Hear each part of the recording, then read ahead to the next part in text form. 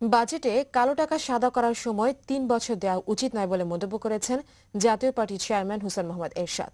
সকালে তার বনানীর কার্যালয়ে বাজেট নিয়ে সংবাদ সম্মেলনে তিনি এ মন্তব্য করেন। এরশাদ বলেন, কালো টাকা সাদা করার সময় ১ বছর করা হলে ভালো হবে। এর চেয়ে বেশি সময় দিলে কালো টাকার মালিকরা কর ফাঁকি দেওয়ার চেষ্টা করবে বলে মন্তব্য করেন তিনি। কালো টাকা প্লট বা ফ্ল্যাট কেনার কাজে ব্যবহার করা হলে সাধারণ মানুষ ক্ষতিগ্রস্ত হবে বলেও মন্তব্য করেন এরশাদ। প্রদর্শিত অর্থ সাদা করে শুধুমাত্র শিল্পে বিনিয়োগের সুযোগ দেওয়া হয়, সেটাকে আমরা দেশের স্বার্থ বলে বিবেচনা করি। তার জন্য ১ বছর সময় দেওয়া যথেষ্ট। ১০% কর দিয়ে কালো টাকা সাদা করে বিনিয়োগের শর্তে ব্যাংকও গঠিত রাখার প্রস্তাব রাখা যেতে পারে।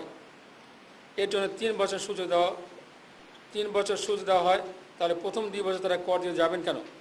এর প্রভাব পড়বে নিয়মিত করদাতাদের ক্ষেত্রে।